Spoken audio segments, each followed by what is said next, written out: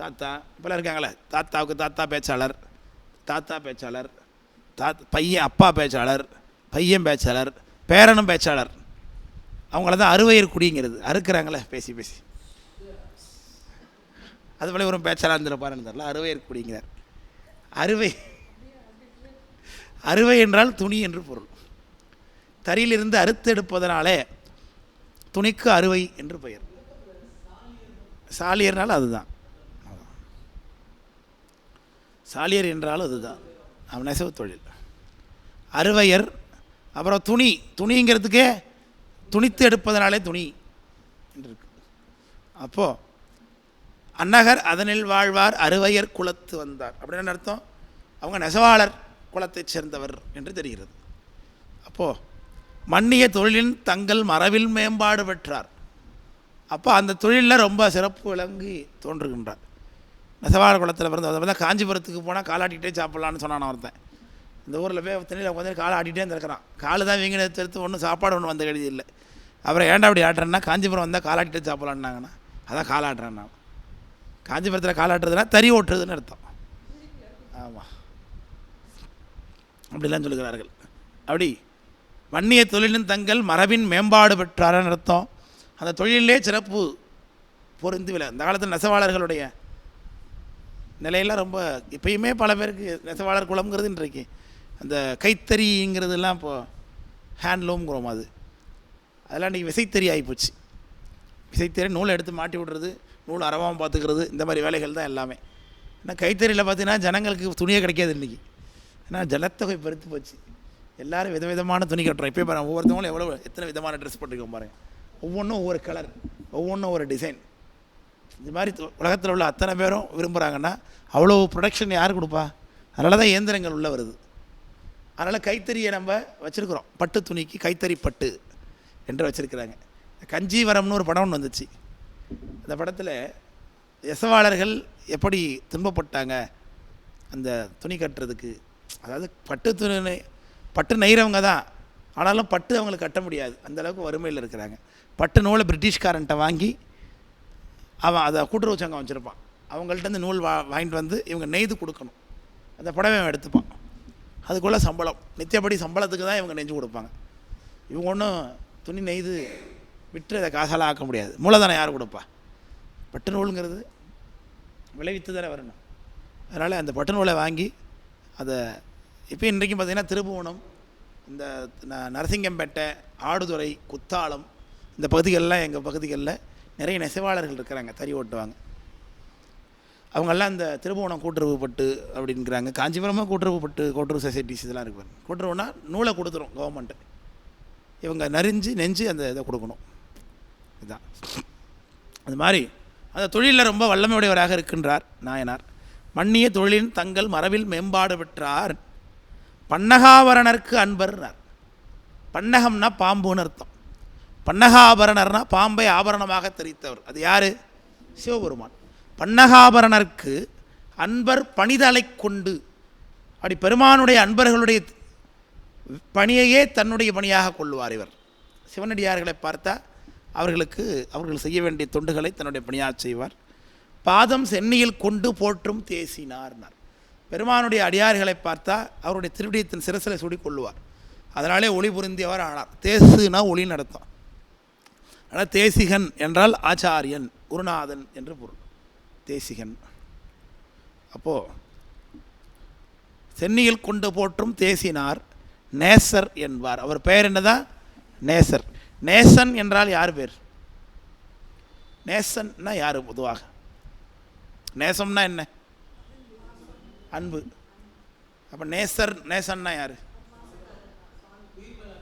உயிர் மேலே அன்பு வச்சோம்.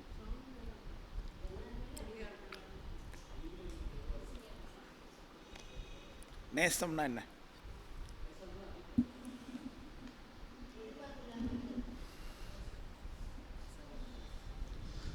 ஞான ஞேய ஞாதுருன்னு படிச்சிருக்கீங்களா? அதில் ஞானம்னா என்ன?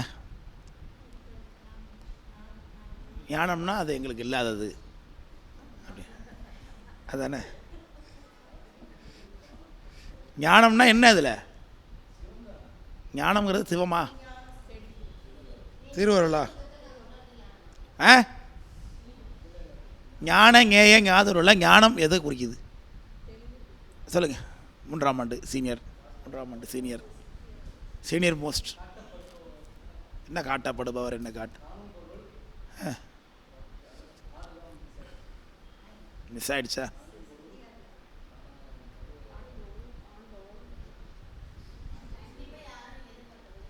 திருவருள்னு யார் சொன்னீங்க?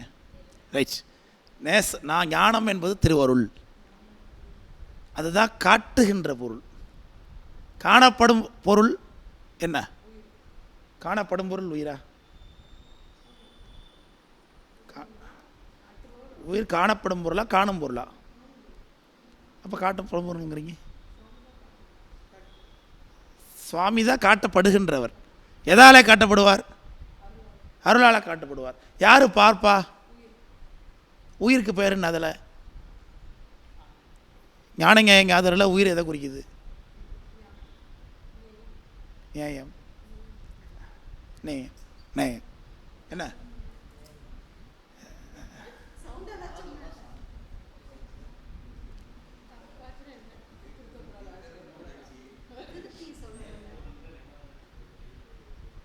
அது அப்படின்னா என்ன? என்ன என்ன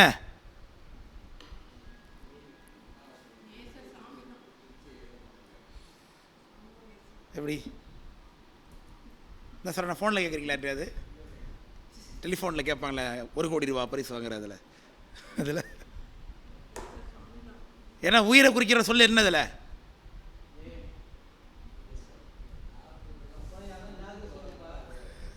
அப்போ யாரெல்லாம் அவர் சொல்லிட்டார். ஞான ஞேய ஞாதுருல ஞாதுருங்கிறது உயிரை குறிக்கிறது. ஞானம் தான் திருவருள், அதுதான் காட்டக்கூடிய கருவி. அப்போ காணப்படுவது என்ன? உயிர், அது பதி. அவனுக்கு என்ன பேர்? நேயம்னு பேர். நேயத்தே நின்ற நிமலன், அன்பு வடிவமானவன். அப்போ நேசம்னா என்ன அர்த்தம்? அன்பு. அப்போ அன்பன்னா அப்படின்னா யாரை குறிக்குது? சாமியை தான் குறிக்குது. அப்போ நேசன் என்கின்ற பேர் யாருடைய பேர்? பெருமானுடைய பேர். அதுதான் அவருக்கு வச்சுருக்கிறாங்க. நேசன் அப்படின்னாலே யார்? அது சுவாமி தான். அன்பன்னால ஐயனே அன்பன், அன்பன் எல்லாம் பாடுறான்னு திருவள்ளுவர் தேவாரத்திலேயே. அன்பன்னாலே சுவாமி தான். ஏன்? என்ன அன்புனா என்ன? அன்புனா பெருமான் மீது வைத்த அன்பா? அன்பு, அன்பே சிவம்னார். அப்படின்னா என்ன? எல்லா உயிரிடத்து அன்பாக இருக்கிறது, சிவன் மேலே அன்பாக இருக்கிறது.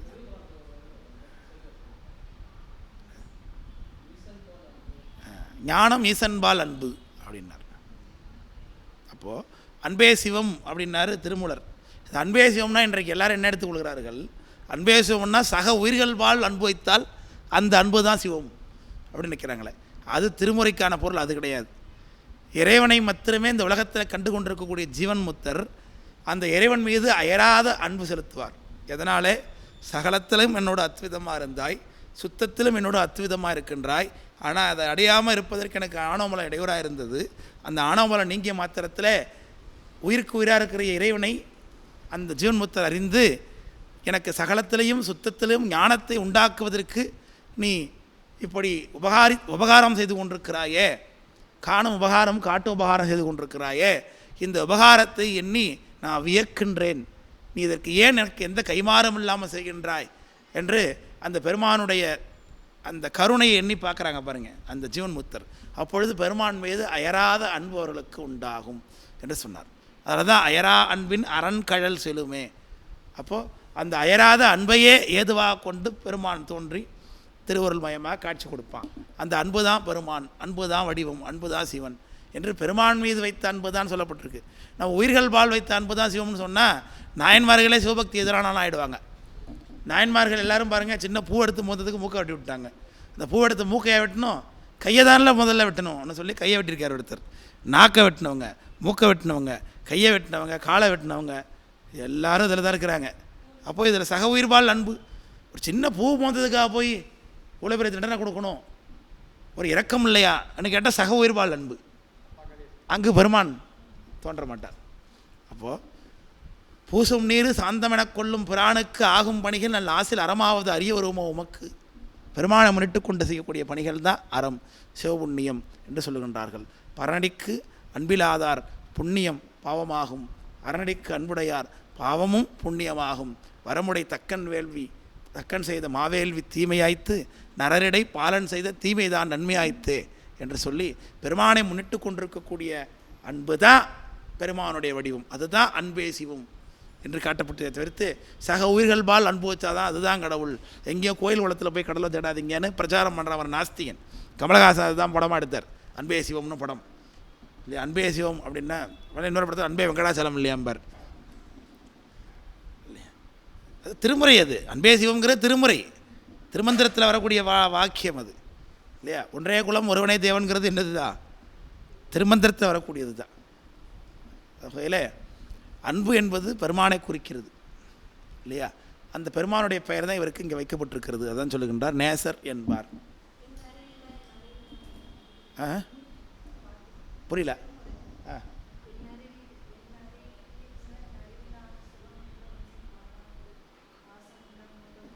Right right.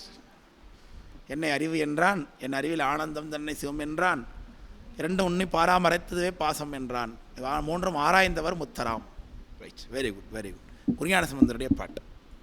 என்ன எல்லாம் என்ன சித்தாந்தம் எல்லாம் என்ன சும்மா கிளாஸுக்கு வந்துட்டு போகிறீங்களா, ஒன்றும் படிக்கிறது கிடையாது. தான் ஒரு ஞானஞாயங்க ஆதரவு அடிப்படை விஷயம் கூட சொல்ல தெரியலன்னா அவர் சித்தாந்தம் படிக்கிறோன்னு எதுக்கு வெளில சொல்லிக்கிட்டு அப்புறம் எதுக்கு இந்த வகுப்புல வந்துக்கிட்டு சொல்லுங்க பார்ப்போம். யாதரு அப்படின்னா அது உயிரை குறிக்குது அப்படிங்கிறது மிக மிக அடிப்படை. தருமையாயத்தில் 4ஆம் ஆண்டு நாங்கள் படிக்கிறோம் அப்படின்னு எப்படி வெளில போய் சொல்ல முடியும்? படித்தோன்னு நீங்களே எப்படி வெளில சொல்லுவீங்க போய்? என்னவோ போங்க. என்னங்க இது, என்னங்க லெவலு ஞானங்க எங்க ஆதரு அப்படிங்கிறது எத்தனையோ 1,00,000 தடவை வகுப்பு நடத்திருப்பேன் எல்லா கிளாஸ்.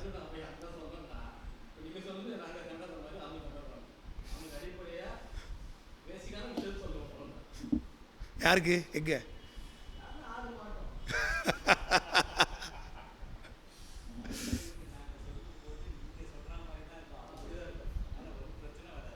ஓ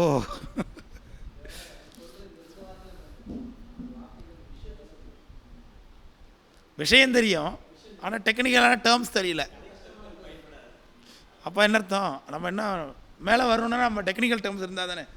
கான்செப்ட் தெரிஞ்சாலும் டிஎன்பிசிக்கு படிப்போம் எல்லோரும். இப்போ என்னையே பார்த்துங்களேன், நீங்கள் உங்களுக்கு இருக்கிற நாலேஜுக்கு நீங்கள் டிஎன்பிசி எக்ஸாம்ஸ் டான் கிளியர் பண்ணிடலாம், ஹெச்ஆர்என்சி போர்டு எக்ஸாம்னு கிளியர் பண்ணிடலான்னு எல்லோரும் சொல்லுவாங்க. நானும் 2-3 தடவை எழுதினேன், ஆனால் என்னால் கிளியர் பண்ண முடியல, கிளியர் ஆகலை. ஆனால் அந்த ஃபேக்டை படித்து எழுதுகிறவனுக்கு விட அதிகமாக எனக்கு அதில் நாலேஜ் இருக்கும், அதில் மாற்று கருத்து இல்லை. ஆனால் அந்த இடத்துல அந்த பரீட்சையில் என்ன வார்த்தை தேவையோ அந்த வார்த்தை அவன் கொடுக்குற புத்தகத்தில் தான் இருக்கும். அந்த வார்த்தைகளை பயிற்சி பண்ணுவோம் தான் அந்த பரீட்சையில் ஜெயிக்க முடியும். எனக்கு கான்செப்ட் தெரியலாம், ஆனால் அதை அவன் எதிர்பார்க்கலை. புரியுதா இல்லையா? நான் சொல்கிறது உதாரணம் சொல்கிறேன். கான்செப்ட் தெரிஞ்சாலும் டெக்னிக்கல் டேர்ம்ஸோட நீடு என்னங்கிறதுக்கு இது உதாரணமாக நான் சொல்கிறேன். புரியுதா இல்லையா? கான்செப்ட் தெரிஞ்சாலும் கூட டெக்னிக்கல் டேர்ம்ஸ் இல்லைன்னாக்க அது வராது. ஏன்னா சில இடங்களில் டெக்னிக்கல் டேர்ம்ஸ் தான் செல்லும். இந்த வார்த்தையை நீங்கள் பயன்படுத்தினாலே போதும். ஞானங்க ஞாதிரு அந்த வார்த்தை வந்துட்டனாலே ஒரு பெரிய ஆளுங்கிறத நீங்கள் சொல்லாமலே புரிஞ்சுப்பாங்க. புரியுதா இல்லையா? நீங்கள் உட்காந்து பெருமானை அனுபவிக்கணும், உயிர் திருவருளாலே அனுபவிக்கிறேங்கிறது இல்லாமல் நான் தான் அனுபவிக்கிறேங்கிற உணர்வும் இல்லாமல் பெருமானை அனுபவிக்கிறது தான் திருப்படியற்ற நிலை அப்படின்னு நீங்கள் விளக்கம் சொல்கிறதுக்கும், ஞானஞேய ஞாதருங்கிற நிலை இல்லாமல் ஞேய மாத்திரமே இருப்பது அப்படின்னாலே வேலை பிடிச்சி போச்சு. இப்போ உள்ள எதிராளிக்கு புரிஞ்சிடும், விஷயவாளியாக இருந்தான்னா ஓகே இது அதை தான் சொல்கிறான். அதான் டெக்னிக்கல் டேர்ம்ஸோடைய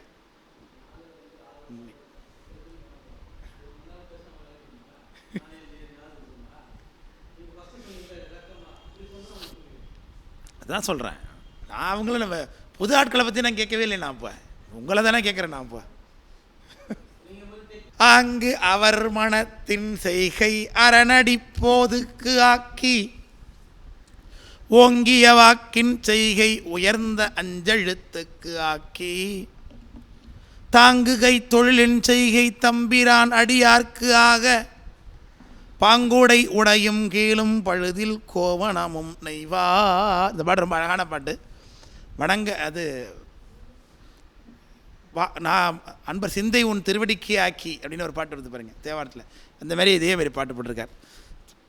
அங்கவர் மனத்தை யாருக்கு வைத்தார்? அங்கவர் மனத்தின் செய்கை அரண் அடிப்போதுக்கு ஆக்கி.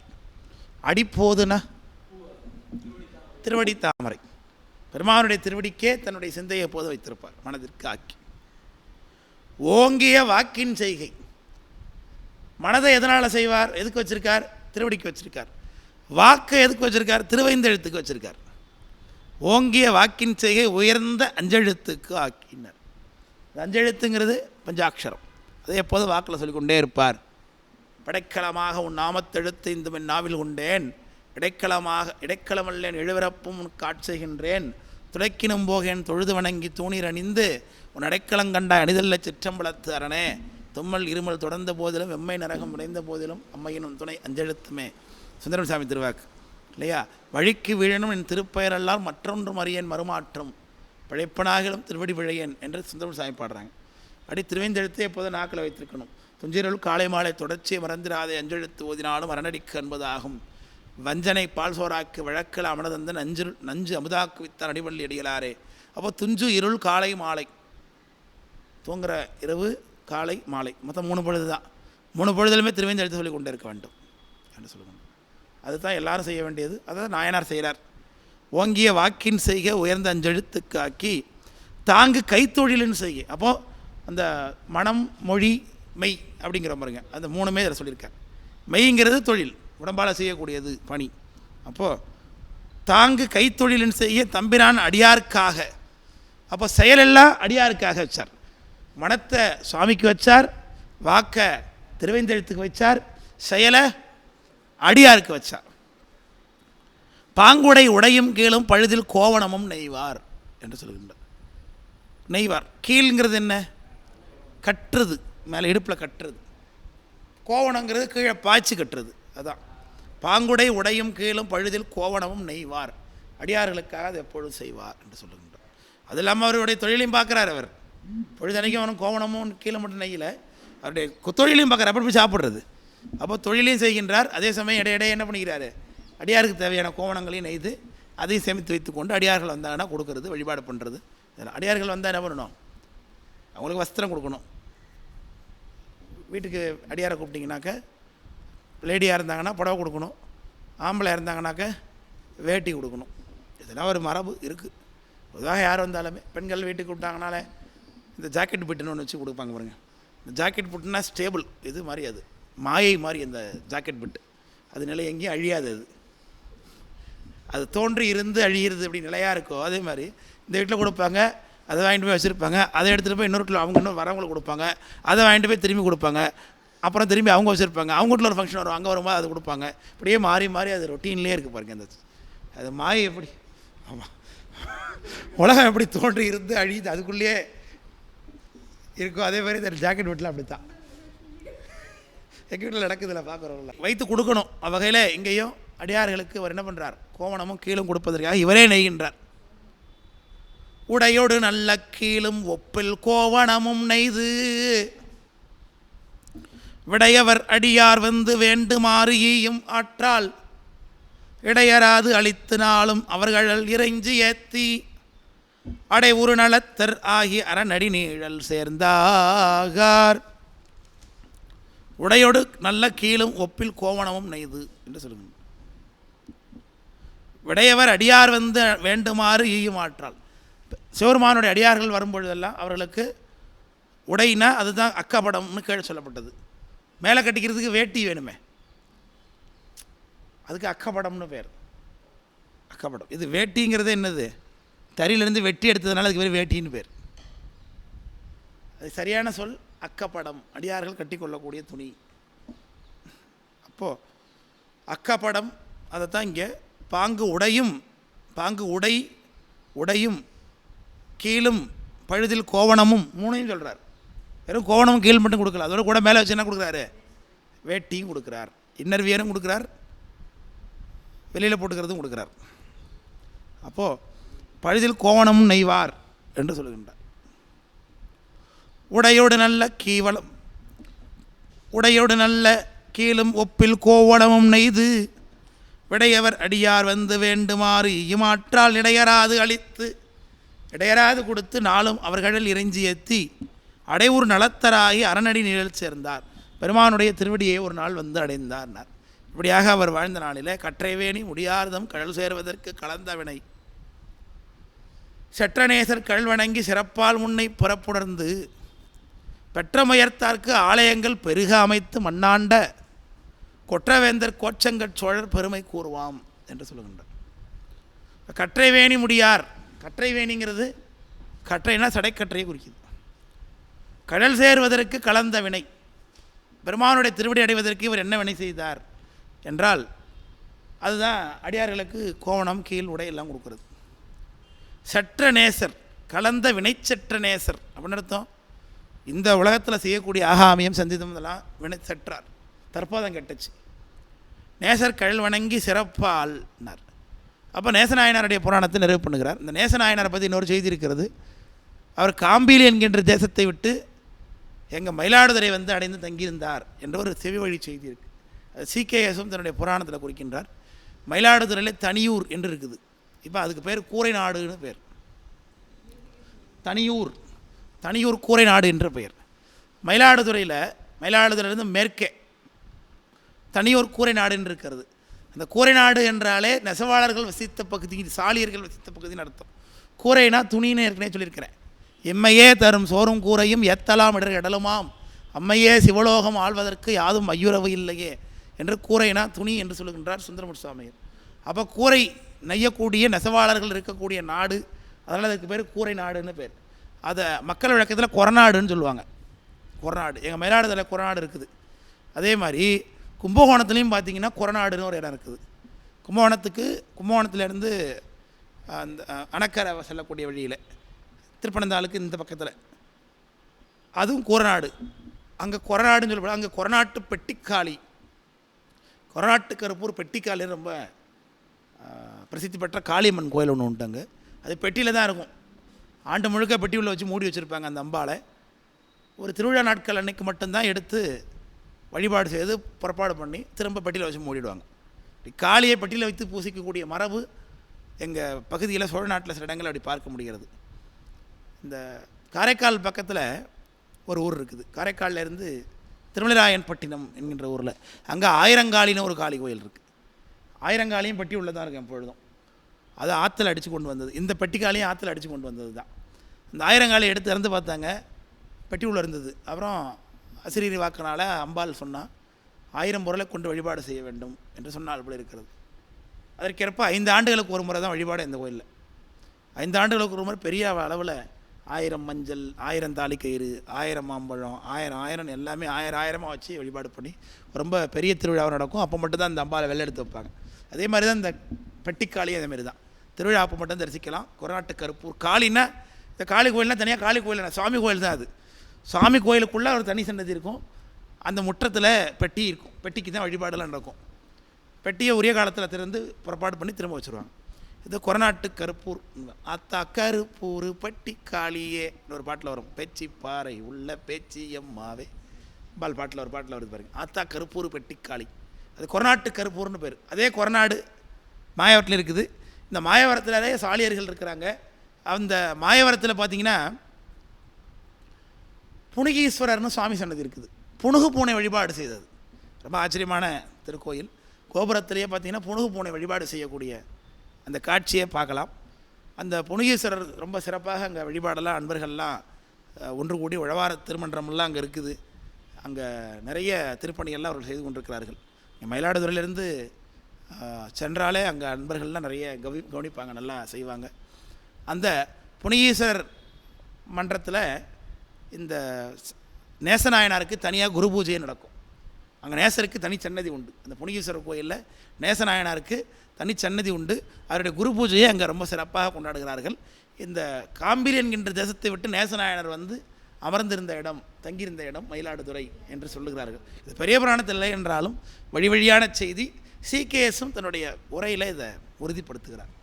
அப்படிப்பட்ட நேசநாயனார் கற்றைவேணி முடியார்தம் கடல் சேர்வதற்கு கலந்தவினை செட்டநேசர் கல்வணங்கி சிறப்பால் முன்னை பிறப்புணர்ந்து